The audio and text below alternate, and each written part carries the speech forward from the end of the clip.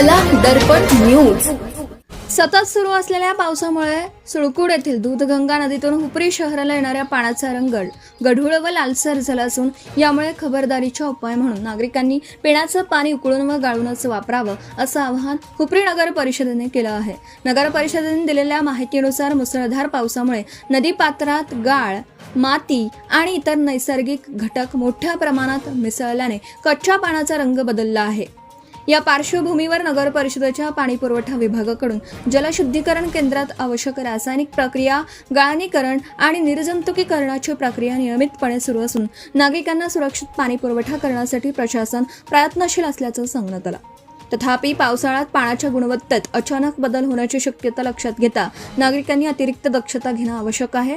त्यामुळे पिण्यासाठी वापरण्यात येणारं पाणी किमान 10 ते 15 मिनिटं उकळून स्वच्छ कापड किंवा फिल्टरद्वारे गाळूनच वापरावं असं आवाहन करण्यात आलं आहे।